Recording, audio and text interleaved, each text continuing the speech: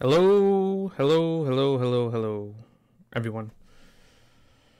Thank you for coming by for another episode of the Sweet Lew Special. I really appreciate it, everyone coming by. I shared this on a couple of the veteran groups that I have on Facebook that I've been part of for quite a while now, and a couple of good friends have shared it and the channel. Hope some of y'all can just pop in, take a look at the channel, see how you like it. Let's watch some of the videos. And yeah, so welcome back again. I want to thank everyone again. My good friend Jake for sharing my channel, and Adam for sharing my channel on Facebook. So as a recap from yesterday, one moment.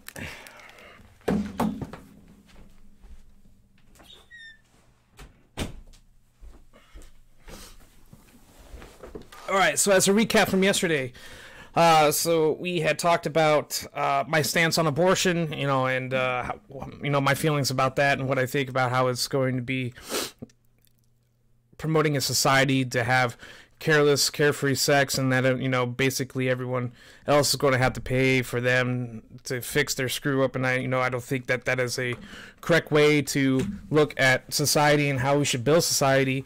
That we can go around and have reckless behavior and expect everyone else to fix our problems. And the other thing that we talked about yesterday was the current drop in approval ratings for Alpha Charlie. If you guys don't know who Alpha Charlie is, you could refer to, but I think you guys have an idea who I'm talking about, nor does it really matter so much. Okay, so let's get on to today's topics.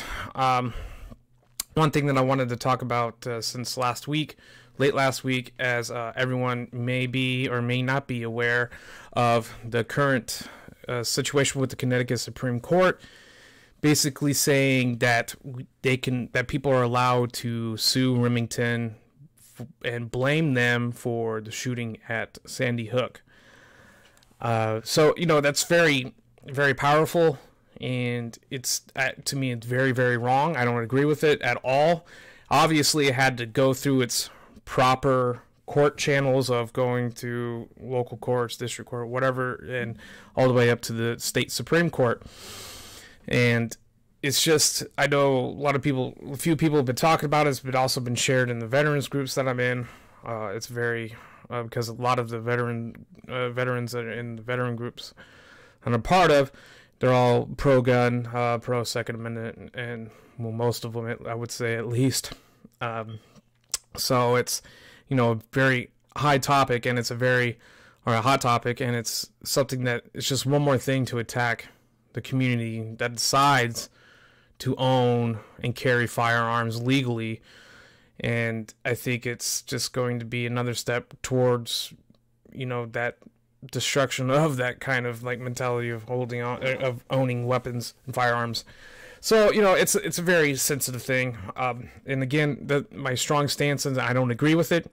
I don't agree with the legal background. I don't see how a Supreme Court of a state Supreme Court can say that this is even legal, that this is even allowable, to say, hey, point the finger at Remington, that they're the ones that armed the guy that, committed the crime, that they're the ones that the reason why that those kids got shot. How about the bullet manufacturers, huh? How about the rounds?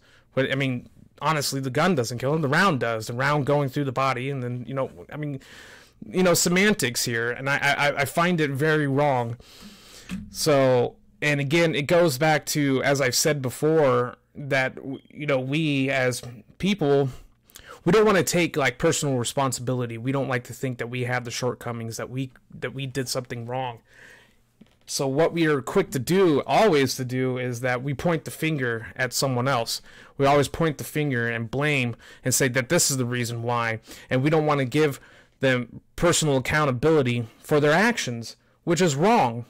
I feel that it is completely wrong. You can't say that we're taking the blame away from the shooter and the criminal in this entire situation, and then years later say that it's Remington's fault and sue them. Just because they got money, and just because they're a big major business of manufacturing firearms. If someone just wants to monetize off of a very sad and unfortunate events such as Sandy Hook. And that's what I believe it is. I believe it's someone that's just trying to monetize from it. And the same thing with the David Hogg. And, I feel that, I don't know, now, I've read different things about David Hogg, and, again, I apologize for going off a rant, and, don't worry, I'll get back onto the subject of what I'm talking about. But, and I wanted to interject with this piece, too, is that I guess David Hogg got accepted into Harvard, and I feel like the entire thing with him is that he's also trying to capitalize and monetize off of something that of a terrible situation of what happened in Parkland, and I don't think that he and I've read conflicting articles that he wasn't even there, during the shootings and so on and so forth. So I mean, it's probably true. I don't know. I'm not going to say which is which, but still, I feel like even with him trying to get into Harvard, I mean, why not? I mean, he made himself a public figure, and it's about pointing the finger, at the NRA, blah, blah, blah, and legal gun owners, and so on and so forth. And he monetized. I'm sure he made some kind of money. He also obviously got some gain out of it. I don't know his student standing, if he was like an outstanding student in high school, but, to me, to show that he got accepted to Harvard, he's probably getting a full ride. I don't know. Anyway, BS. And so again, I just think that they're just creating a ploy to redirect the blame from the actual criminal again and placing it on a business that manufactured the firearm. And I think it's complete bullshit. So now, on that subject of placing blame of that is the manufacturer that caused the mass murder. Okay, so I want to throw out some facts. This is something that I found online. Take it as reliable. Not reliable. It sounds pretty reliable to me. I always try to find information from moderate views instead of extreme right, extreme left, and so on and so forth. That way we don't have too much of a biased opinions on these. Now, according to centeronaddiction.org, okay, in 2016, there were approximately 39,000 deaths related to guns, which from other sources I've read, I'm sure 2/3 of those deaths were suicides. I know that we have a strong and a high level of gun-related suicides in this country, and I believe they're kind of rising a little bit more and more every year. And another one is approximately 40,000 deaths are in the United States are from car accidents, which this part is not from the website, but my opinion that I'm interjecting with is which I'm sure that the majority of those deaths are probably number one is cell phone related and distracted driving, and number two probably DUI. And finally, it said on there approximately 66,000 deaths, and this is all in the year 2016, were related to drug overdoses. Now, I give you these facts to show you that my point that no one is going after car manufacturers or cell phone companies for vehicle deaths unless there's a faulty in equipment, as in like the car spontaneously combusted, or like it's been known that there's been an issue of something of like anything like the brakes going bad, as in like brake lines failing and causing collisions and stuff like that. That is the only reason where like you can go after a car manufacturer. But if someone is driving under the influence of alcohol and they hit another person and they kill that person, you don't go after Ford because they were driving an F-150. That is personal responsibility. You can't blame that the person irresponsibly used the equipment or the vehicle that they bought or anything that they bought and used it in a death or a murder, basically what it is. And so,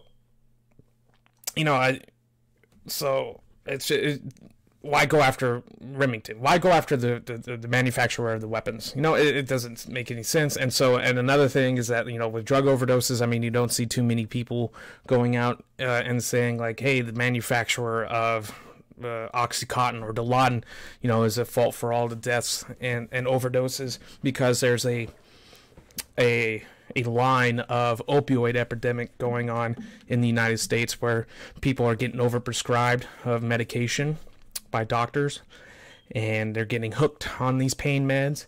Then once the pain meds dry up, they try to go find the pain meds on the streets illegally, and then once their money dries up and they find out that heroin is a lot cheaper, they get addicted to heroin and they ultimately overdose and die.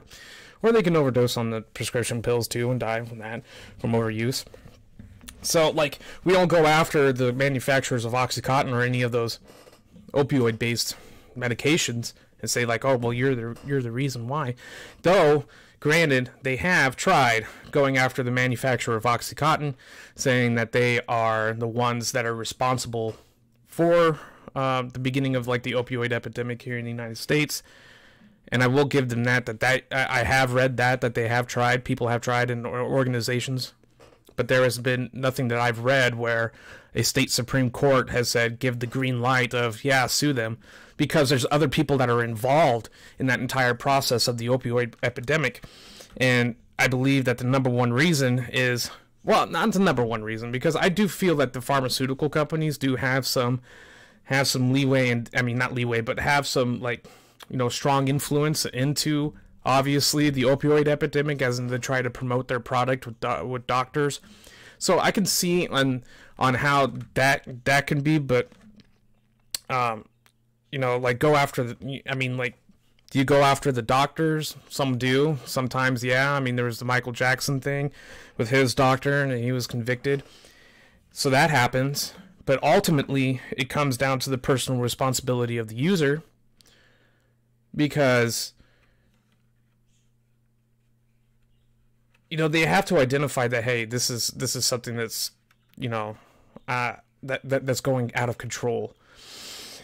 And I get it that here in the United States we do overprescribe, and that maybe in that kind of situation, now that I'm talking about it, maybe it is something that we can say, hey, you know, manufacturers can be at fault when it comes to the point of when pharmaceutical companies are giving bonuses to doctors and physicians to overprescribe their medications so that they can get more money. That has been a practice that has happened before, and it's very unfortunate. And I don't know if that practice still occurs today, because there's been a lot of laws and a lot more attention going on to pharmaceutical companies. So it'll be interesting to see, like, what kind of news and statistics and truth there is behind that, if they're still doing that kind of deal, which I don't think so, but I may be wrong. But you know, we'll see. But again, you know, we don't really go after those companies for doing it. And I know that they're trying to come out with better, safer, unbreakable pills that they can give to patients, because the biggest thing is that when it comes to the design, and again, I'm sorry I'm going off topic, but I have my list and script right here, so I'll get right back onto it. I know where I'm leaving off, and I'll get right on it. But, you know, and I like to inform people that, you know, a lot of people don't know these kind of things, but it's you know, when you get a capsule of, like, OxyContin, when you get a capsule of any kind of, you know, opioid based medication, you know, the capsule itself it is supposed to be like a delayed release of the medicine, of the opioid, so of the pain medication, so that when you take it, you know, your stomach acid starts to break down the outer layer, and then like once it goes and breaks through the layers, it's just slowly releasing. Well, people who are addicted to opioids and drugs, what they do is that they break it, because they know if they crush the pill, that you can get the full effect of the narcotic in, like, either inhaling it, snorting it, and various other ways, injecting it even. And so they're coming up with ways to create, like, an unbreakable pill where a user cannot be able to smash it and crush it so easily. And they're also experimenting with ways to create pain medication that are opioid based, that is not as addictive as, you know, heroin and other various opioid. Anyway, but the point is that I'm getting at is that we don't go after those car manufacturers, because they kill, I mean, car accidents kill a lot of people every year. A lot. Equal, and it's above gun-related deaths here in the United States. Like I said, and again, 2/3 of gun-related deaths are suicides. And I believe, like, there was, last year, 2017, there may have been 17,000 homicides in the United States altogether, in a population of 200 or 320 somewhat million people, which, it's still a lot of people, that's being murdered. But when you look at comparison to, like, other countries, like, take Venezuela, for instance, they're going through all their shit right now. They had 29,000 homicides. Brazil has had 66,000 homicides, and in a population that is far, far less than what we have here in the United States. As a matter of fact, let's just look it up. Let's just look it up with the population of Brazil, because I know that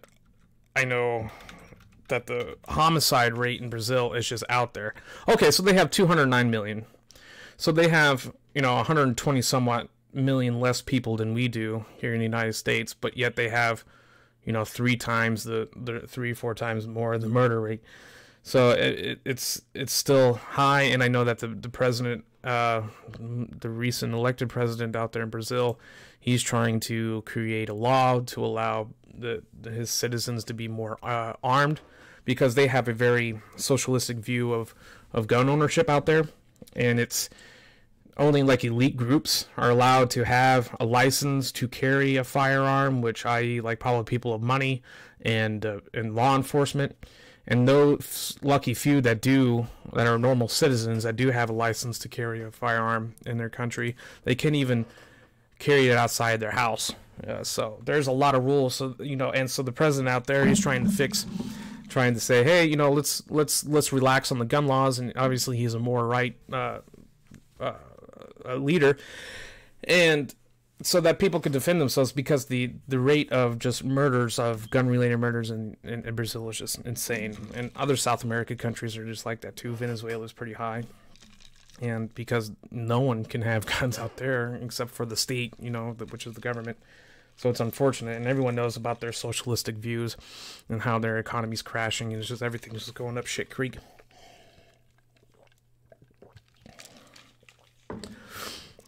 But anyway, yeah, so,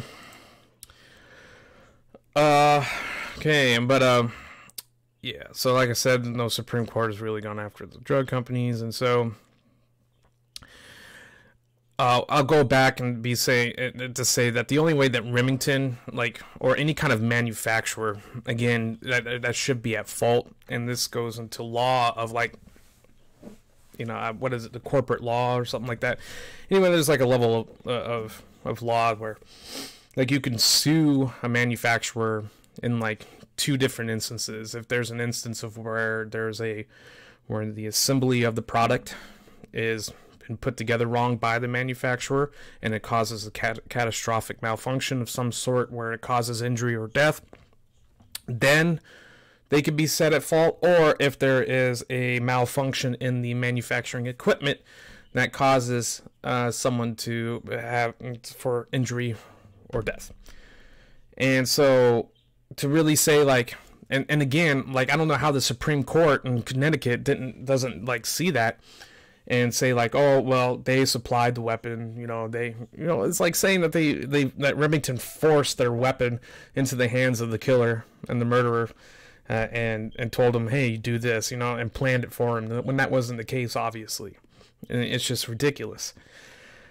So, yeah, and I already said that part, and ultimately, the number one person to blame in this entire situation is not Remington, obviously. It is the murderer, the shooter. I'm not even going to mention his name. Everyone already probably knows about him, most of it, But again, take, personal responsibility. And the number one person at fault is the guy that pulled the damn trigger and shot and killed those innocent kids. That is who is at fault. Don't be pointing the finger over at anyone else. Number one, take care of that guy. Get him out. It's just awful. So Don't be pointing the finger over at the gun store. Don't be pointing the finger over at the gun manufacturer, or however, the specifics were. I think the guy got his firearm from his parents, or his mother killed his mother, and then I believe that's, from what I remember, that was the case, and then went and shot up the school. Awful, god awful. And so, we go back to this point that I've said before, is that, and I think that the first thing that we need to point and blame, obviously, is the individual. Next thing that we can do is that we can take a step back and then look and analyze, the killer's upbringing, his environment, his family, and what situations that this man grew up in that helped mold and influence him to think that this was okay to do. You know what I mean? So, like, the education, his family's a big thing. It goes back into psychology, where there's the biopsychosocial. You have the genetics that gives you a predisposition of being violent, or like having these, predisposition of anything. And then the psycho, is what, brain development, nutrition, psychological, environment of, like, were you abused, were you yelled at, were you just, like, always constantly put down, and stuff like that. And then the social is, like, your environment, like, what happened around you.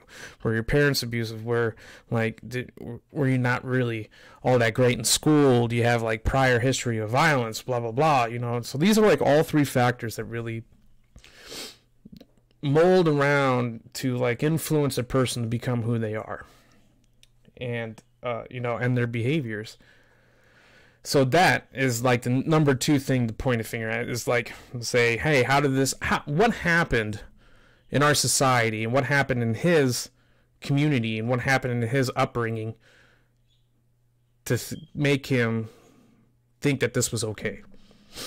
So, it's something to look at, so that we can identify that this is the shortcomings. This is what happens if someone goes through this kind of situation in their life, if they get brought up by this, like, kind of parenting style, when they get brought up by this economic, social class and stuff, and location, and what happens when they get bullied at school, so on and so forth. Now, I get it that every individual is different, and it comes back to the genetics. When you have, like, two kids, when it deals with punishments and with rewards, and with how to raise two kids, one can really be receptive to one way, and another one cannot be. So sometimes, parents, and we have to realize this, that we have to be flexible and be able to identify, like, what way works best for children. So it's the same thing with, like, violent behavior. And I'm not saying that 100% of the time these mass murderers come up from, like, abusive families and very bad social and economic backgrounds and bad environments. Sometimes people are born to just be violent people and have nothing going wrong in their lives, and have no abuse and no history of violence, but yet they come out of nowhere and decide that, hey, I was going to kill my parents. It happens, and it's scary, and those are the ones that you can't predict. But it happens, and that's just part of humanity, unfortunately, is that there are going to be variables in mankind, and those are the variables where you can't predict, and it's very unfortunate. But you could say 9 times out of 10, hey, the probability of this happening with this individual is high because of A, B, and C. So, and that we are aware of. And so it goes back to, again, as I've said before, we live in a society that we really glorify the situations of what happens with these mass murders and mass shootings. I just call it mass murders because, whatever. You can say mass murders, mass shootings, same thing. Kind of. But anyway, mass shootings, it starts off with, coming out in the media. We get bombarded with so much facts, different points of views, different opinions on it, and and we can't turn on the TV, we can't get on Facebook, can't get on Twitter, any kind of social media platform, can't get on the internet without us seeing how many people got killed, who did it, white supremacist, or whatever. We see it all the time, and so I got a conversation with my buddy Jake, and he'll be here Friday, and we'll probably talk about it some more. But from what he sent to me it was called the copycat effect, and it's this effect that when we see and we continually see, and we get influenced by all the mass media that we consume, which the consumption of media has. God, it's just increased so much. I don't even know if it's triple, quadruple, whatever, 6 times, 8 times the amount of media we consume. But we consume a lot. We consume the Netflixes, we consume the news, we consume the YouTube that we're on right now. We love to consume media. And it's something that entertains us, and it's a way that we all express. But getting back to it, is that. This copycat effect is when we see it, we want to, people subconsciously or consciously want to mimic what they see with their eyes or what they see in the media, and think that recreating it's going to be okay. It's a way that, to express. And I'm sure that a lot of the time when people and these murderers go on and they say, I'm going to shoot up the school, I'm going to shoot up blah, blah, blah, I'm going to commit this crime, they really want to bring the attention on themselves. Either because they didn't get much attention and they want everyone to look at them, and they want to be the star, they want to be the next one up on the front page of the newspaper, on the media, on CNN, Facebook, Fox News, and shit like that. So in a way they get some kind of satisfaction from being known, and that's why I say I'm not going to mention their names, because I don't want to dig into that.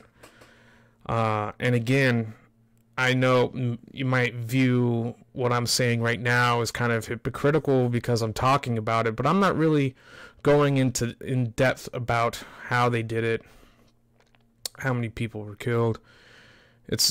We know that it happens, and I'm not glorifying it. I'm saying that this is an evil act, and evil acts need to be punished. As I said before on my last episode of the Northwest Cali Boys, God equally punishes as well as rewards. And maybe we don't always see that right away, but punishment does happen. And we as a society, we need to stop glorifying the person, their message, and start glorifying the repercussions of their actions, and say that they are the ones responsible and they need to pay for it, and they need to be punished for what they've done, and make the punishment more public than the actual act. Because in all honesty, we're looking at the Parkland shooting. We know what happened. Know that what do we know? We know that we see they always constantly attack the NRA, and they wanted to blow it out of proportion about the kid's background. Was he white, Puerto Rican, whatever? See if it was a white supremacist act. They were really trying hard to make that connection. But what do we hear about his trial? We don't really see too much of it. I'm sure that it's happened in Florida. The guy was 19. I really don't think the guy's going to get the death penalty for it. I think he's just going to serve the rest of his life behind bars, 3 hots and a cot, man.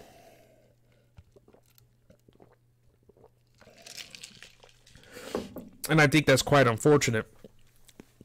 We really need to see what's going to happen if someone does this kind of thing. And, we need to limit the exposure of these unfortunate events in some way, in some manner that doesn't compromise our right to know the truth, and without full censorship. Okay, because I don't agree with censorship as well, but we need to come up with a way or a system where we try to limit the glorification of these crimes, because I think that if we do that, we might see a decrease in violent behavior. I don't know, I'm guessing here, but I have a firm belief that, you know, we would see a difference if we come up with some kind of plan without compromising those two things. And I really don't know what the right answer is, and you know, I really want to give that perception and that note to you guys that are watching, the viewers, to really comment and to say, like, hey, give me an idea of, you know, I would like to know what your guys' opinion is on that. Like, how would you go about to limit the exposure without compromising the truth and without compromising full censorship of the situation? So, I mean, leave a comment on here on the video. It'd be interesting to know.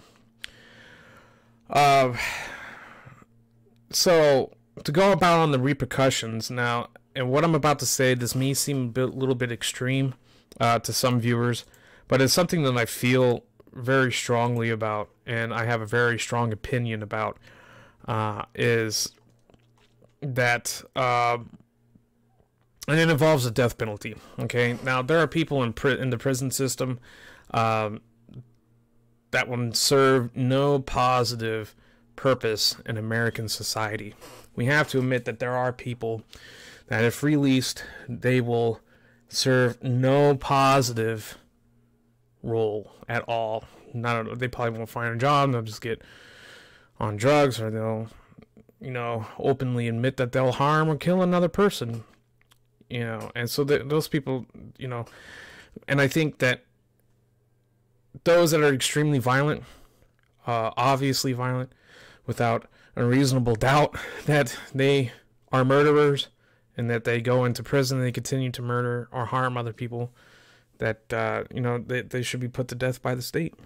You know, I do believe in the death penalty. Now, I get it that and I just think that if we make those repercussions, you know, more public, and denounce their actions by letting it be known that if you choose to shoot and kill innocent people in this country and found guilty in a court of law, and without a reasonable doubt that you did it, as in like the Parkland shooter, there's no doubt that this guy did it, and then like the New Zealand shooter, there's no doubt that he did it. He videotaped the damn thing. That, you know, I feel that we should just drag your name through the mud, and that you will be executed publicly by the state. You know, that's just something that I feel. And I understand that there have been people put on death row and have been exonerated of their crimes. And I understand that in our history of the United States, that there have been people falsely accused, minorities especially, accused of a crime and put on death row that they didn't commit, or life in prison, and either executed for it. I mean, there was a kid, and I forget, you know, the child's name. He was put to, let's see, executed. Yeah, George Stinney.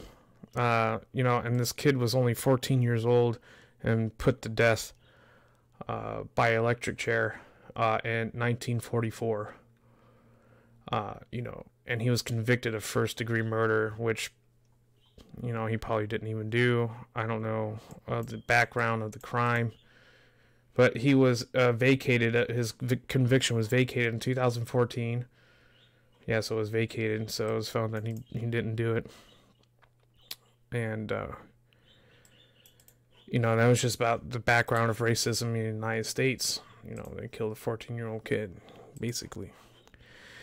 Very sad, you know, and that's why we put in place systems of appeals to find the truth and be able to get people who are falsely convicted off of death row. And I understand that happens, but that's not the ones that I'm talking about.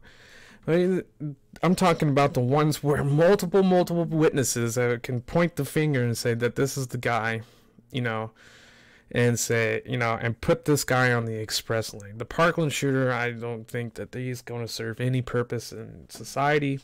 And that, again, name dragged through the mud and executed publicly to show, hey, if you do this, this is what's going to happen. You know, we're not going to tolerate people killing innocent people in the United States. We're not, you know. And I know that in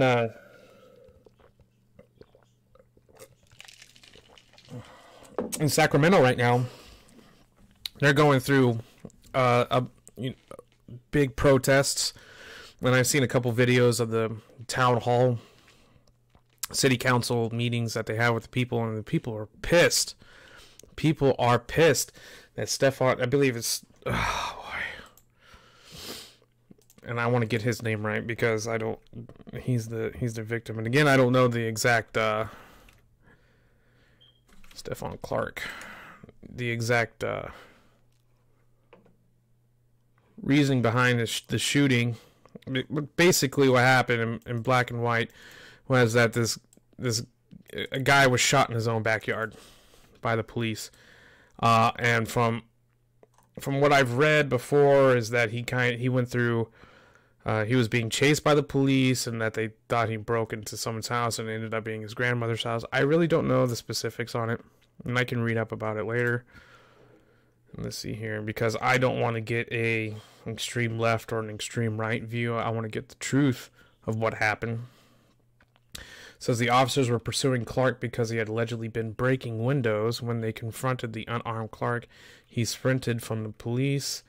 In an encounter that was filmed by police video cameras, a Sacramento County Sheriff's Department helicopter was involved in observing an individual on the ground and in directing ground officers to the point at which the shooting took place. Helicopter video footage was released 3 days after the shooting. The officers stated that they shot Clark, firing 20 rounds, believing he had pointed a gun at them. After the shooting, police reported that he was carrying only a black cell phone. According to an independent autopsy, Clark was shot 8 times, including 6 times in the back. However, the Sacramento County Coroner's autopsy report concluded that Clark was shot 7 times, including 3 shots to the right side of the back.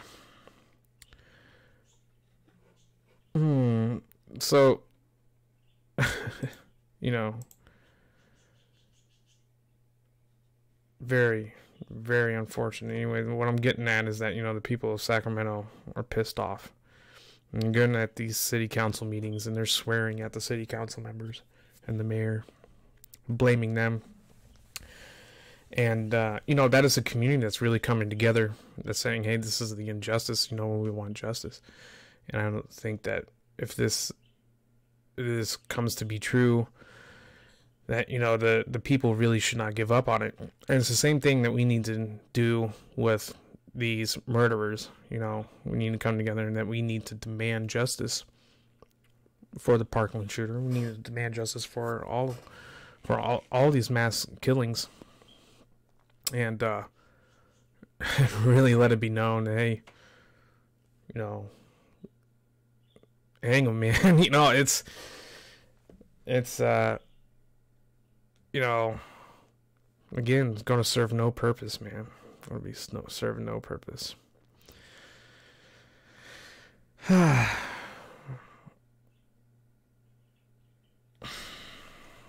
Anyway,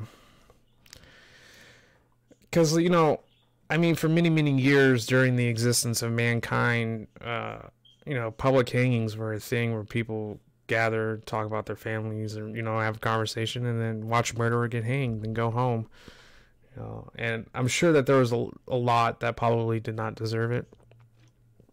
And again, it goes back to, you know, the appeals process, but that was, you know, 100, 200 years ago.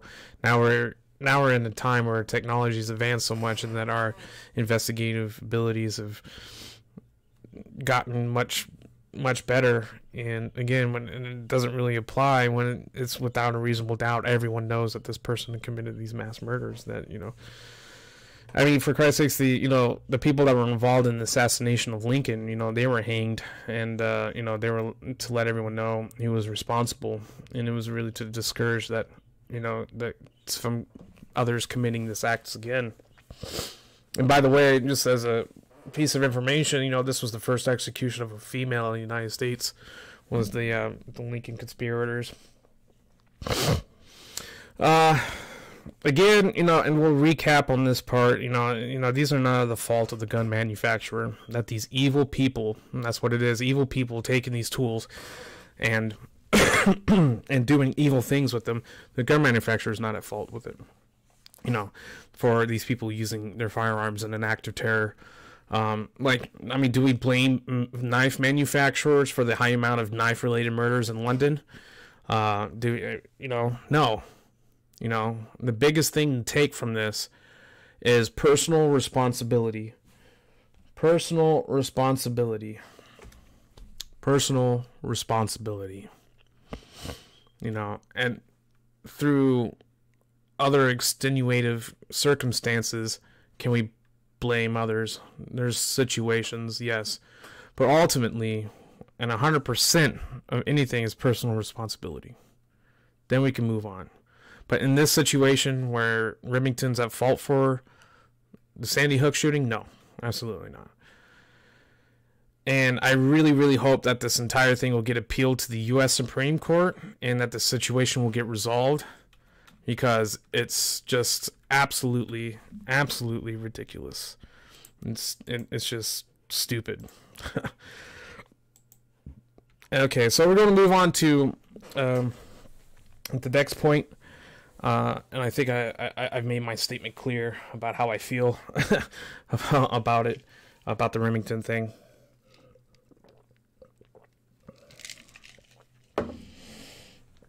And so let's get to the last thing I want to bring up. And this may seem like Alex Jonesy to you guys, but when it comes to Alex Jones, I feel like he strongly believes in what he's saying, and that there is truth behind a lot of the stuff that he's saying, even though he comes out in an extreme way of getting his point across, and it seems it could be a little bit obnoxious at times. But I'm getting onto my belief that the governments and the elites that are in control, I believe that they want to aim to demoralize the beliefs and values of the people in a way to destroy the people from the inside out in order to maintain power and control over us. And one thing that really was brought to me, to my attention really last night, was that major European leaders like Angela Merkel, Theresa May, and Emmanuel Macron, from Germany, United Kingdom, and France, respectively, it was brought to my attention that they don't have children. And then I started saying, I'm like, wow, really? And there's other ones too, because I believe that Ireland has a homosexual prime minister, so I'm sure he doesn't have any children too. So like these major European leaders, or Western leaders, besides us, obviously, they don't have children. Well, Canada, yeah, so he does. And then I started to put together that, and to what Alex Jones was saying about the attack against the family structure, the moral family structure. And I get it that families throughout the creation, throughout all the history of mankind, not 100% of them have always been the perfect, nuclear family.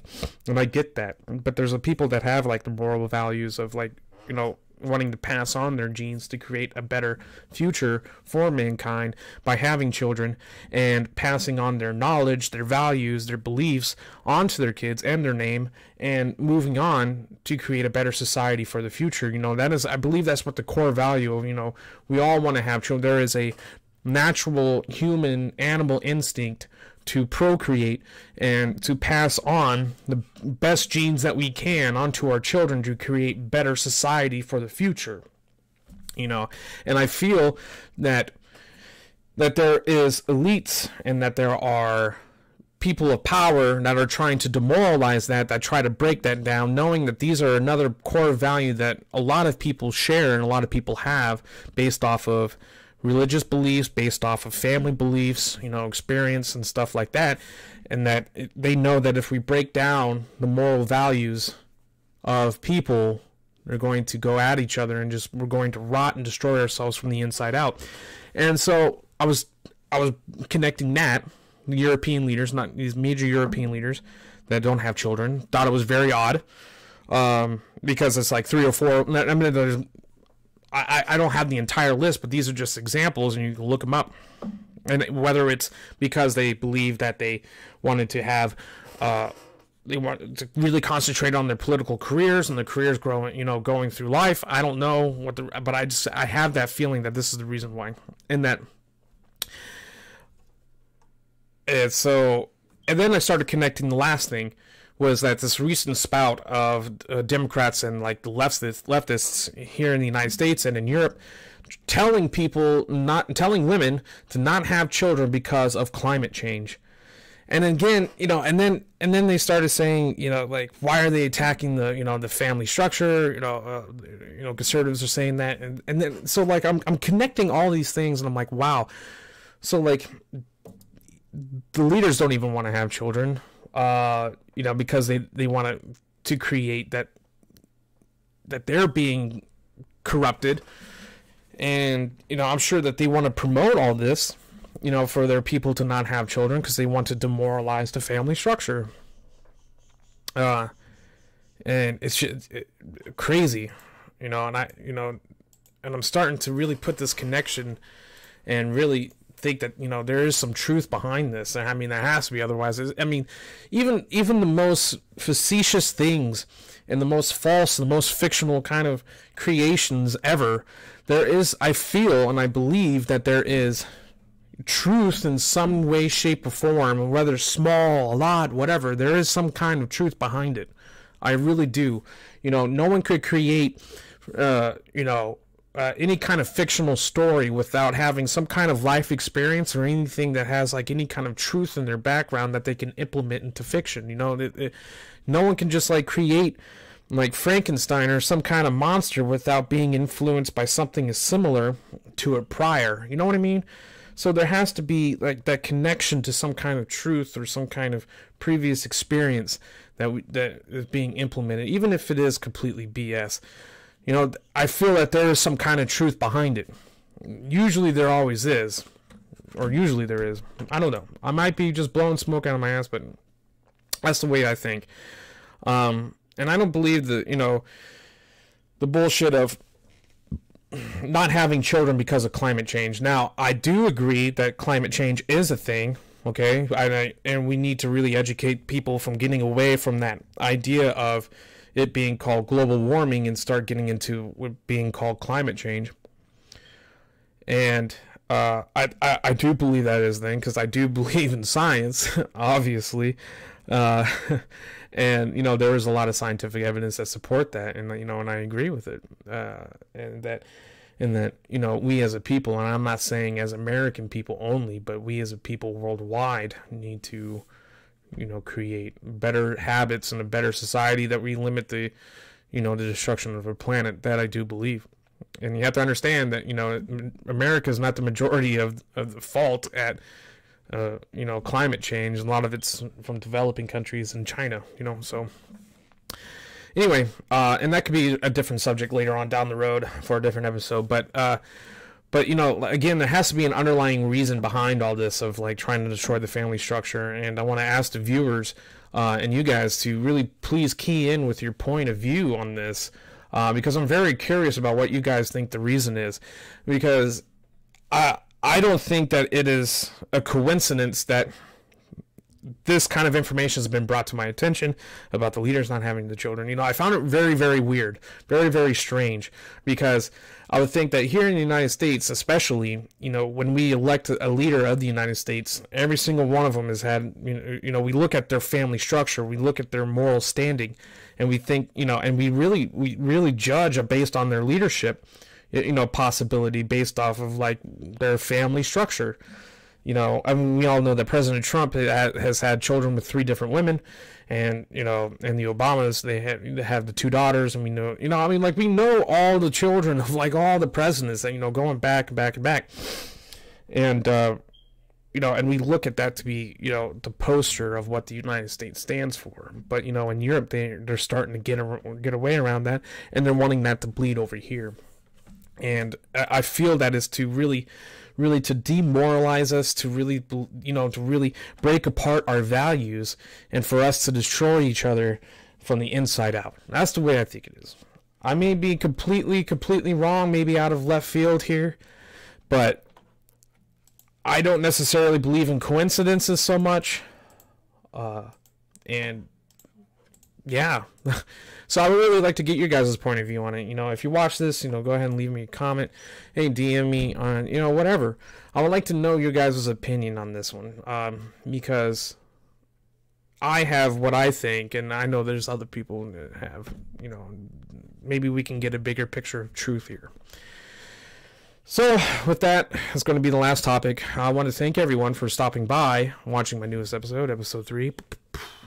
And I know that this channel is in its infancy, and I really, truly appreciate the support that I'm getting right now from a couple of my friends. And I'm just trying to get my name out there. It's the first week, really getting stuff done. I'm glad that I'm finally getting time to be able to do something like this and being able to write episodes and stuff and get influenced to talk about different subjects. And so I want to, remind everyone that this Friday, please tune in. We're going to be doing a live showing of the Northwest Cali Boys. Again, that is my show that I do with my buddy Jake, my good friend, great friend Jake. So, that's our little show that we do. And lastly, we'll end off with a quote. I'm sure most of y'all know this one, but I love this one. Whether you think you can or you think you can't, remember, you're right. Thank you, and God bless.